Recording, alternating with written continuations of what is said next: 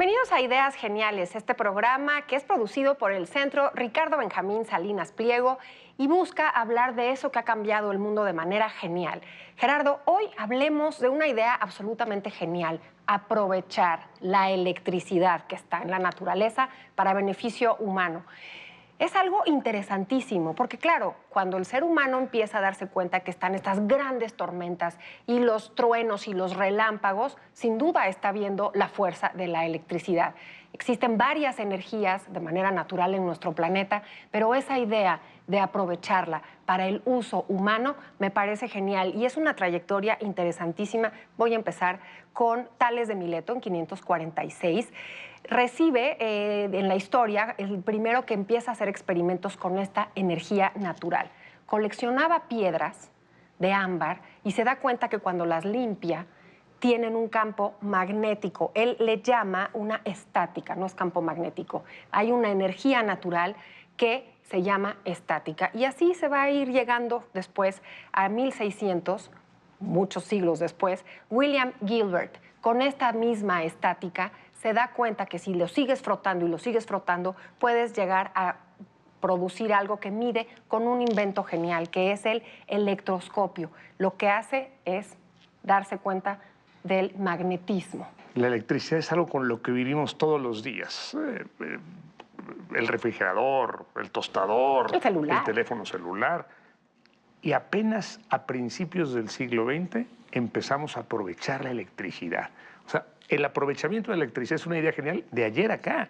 Hablas de Tales. Trabajaba con sus piedras de ámbar. ¿Sabes cómo se dice el ámbar en griego? No. Electrón. Me encanta. Y él frotaba esto por un palito y el palito pescaba pelitos de gato. Y las plumas se pegan? O plumas. de las gallinas. ¿Por qué se pegan cuando los froto en este electrón? Hasta ahí. Claro. Y en efecto, poco a poco la gente va empezando a preguntar qué tenía, qué no tenía. Yo creo que el gran Galvani, un italiano fantástico, a través de ciertos experimentos hace que se mueva la pierna de una rana muerta. ¿Qué tal? ¿Por qué se mueve la rana muerta? ¿Qué la mueve? ¿Qué es esa energía que, por supuesto, él vincula con los experimentos que tú citabas de Tales de Mileto? Pero el gran momento me parece que lo da Alessandro Volta, este italiano genial. No te brinques a alguien en la historia. Perdóname. Además es absolutamente entrañable esa parte de su historia, no toda. Tú cuéntame. Benjamin Franklin, con su papalote o con su cometa, cuando se da cuenta que el cable que unía a ese papalote lo podía hacer de cobre. Y el cobre es el transmisor de esa electricidad, de esa tormenta eléctrica. Y hace un invento, casi que sin quererlo, maravilloso que se sigue usando hasta el día de hoy, tal cual es, que es el pararrayos. Pero estoy completamente de acuerdo contigo que para realmente utilizar esta energía es el maravilloso Volta. Que a través de disquitos de zinc y de cobre, que alterna con disquitos mojados en salmuera, inventa la pila. La pila genera electricidad. Porque es una pila de discos. Sí, claro, mojados. Sí.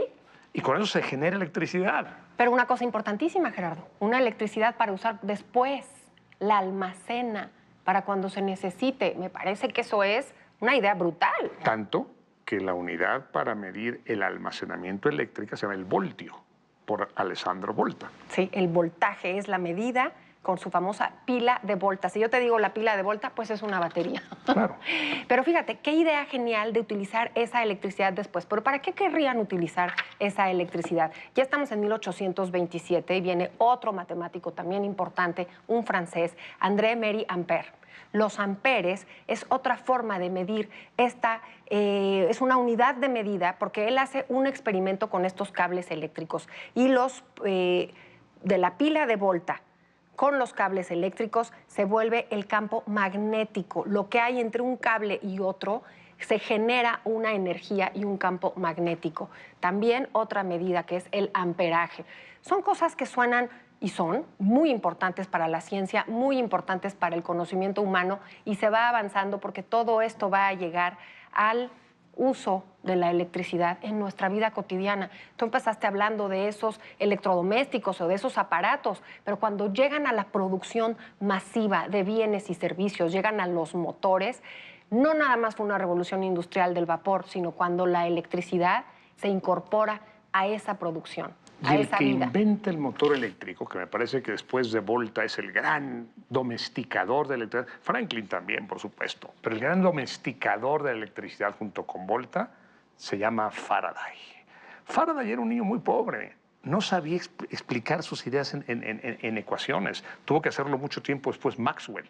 Pero Faraday se da cuenta que si en un imán enreda un cable con energía eléctrica, puede acumular electricidad y puede aprovechar esa electricidad. Y es el inventor de una de las grandes cosas del mundo, el motor eléctrico. Claro. Si Da Vinci hubiera tenido el motor eléctrico, habría podido hacer funcionar sus submarinos y sus helicópteros. Claro. No tenía motor Da Vinci. Claro. Faraday inventa el motor eléctrico y no sabe explicarlo, todo es empírico, todo lo hace, pues yo pongo más esto y esto, enredo y sale aquí, y aquí sale otra chispa y aquí se concentra electricidad, pero no sabe cómo expresarlo. Y tiene que venir Maxwell para decir, a ver, maestro, esto es así con esta fórmula, describe sus 4 grandes leyes Maxwell y a partir de ahí la electricidad está domesticada. Domesticada para la producción. Y otro gran inventor de una idea genial, magnífica, que es la luz, la corriente eléctrica para iluminarte.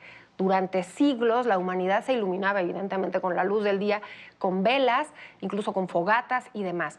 Pero, ¿y cómo puedes utilizar esta electricidad para iluminarte? La bombilla, la corriente eléctrica.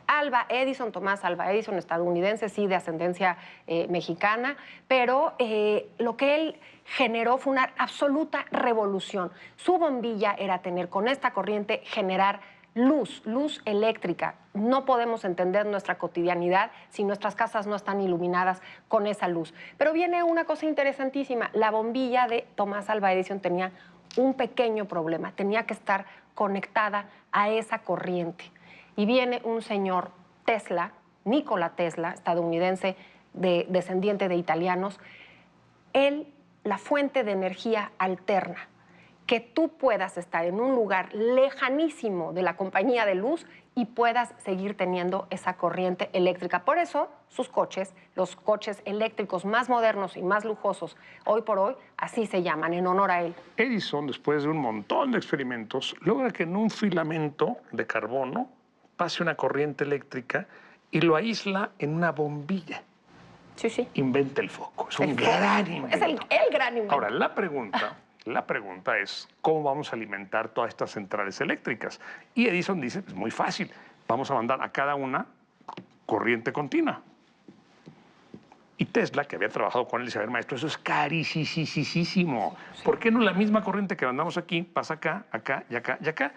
Y su visión es la de la corriente alterna, la de Tesla. Exacto. Y Edison y Tesla están peleados a muerte. Hay grandes películas y grandes libros de esa rivalidad. Edison inventa la silla eléctrica, no para matar gente, sino para descubrir el uso malo de esta electricidad a través de una corriente alterna, lo que puede hacer. Electrocuta a un elefante públicamente. Edison era un gran genio, pero un tipo malvado, estaba peleado, odiaba a Tesla a muerte por la culpa. Vamos, el tema eran las corrientes. Pero todo demostró que Tesla tenía razón, que una corriente continua que va de aquí, esta misma, luego va acá, luego va acá, luego va acá, acá y acá, pues ¿para qué gastas tanto mandando corrientes continuas cuando puedes tener corrientes alternas? Esa es la gran lucha de las corrientes. Lo que hace Tesla es darle esa opción a este siglo XX, que además ahora ya estamos metidos en problemas porque son energías que no necesariamente vamos a poder utilizar de la manera que las veníamos utilizando, porque entonces no va a haber humanidad. Pero lo que hace Tesla es, con una creatividad y con un genio impresionante, organizar cómo se utiliza la electricidad hasta hoy en día. Pero déjame precisar algo. Sí, la idea, por supuesto, tiene razones de Tesla. La seguimos utilizando. Pero el que aprovecha eso no es ni Edison ni Tesla. Están peleados ellos en su... Y el que dice, esto es un gran negocio, es un señor que se apellida Westinghouse. Y dice, yo tomo la idea de Tesla e ilumino Chicago. Sí, sí. Y el que se hace rico es Westinghouse. Tesla muere en la pobreza. Terrible, claro. Por eso digo que es muy romántico. Rico es Westinghouse porque aprovecha la bombilla de Edison, la corriente alterna de Tesla, ilumina Chicago. Y luego ya JP Morgan y un montón de grandes empresarios lo utilizarán con Edison para otro tipo de elementos. Pero sí, o sea, no solamente es la electricidad, es cómo aprovechar y domesticar esa electricidad. El mundo está lleno de energías y el ser humano ha utilizado esas energías siempre para su beneficio y para su progreso. Hoy por hoy es una de las grandes disyuntivas y una de las grandes premisas para continuar con la humanidad.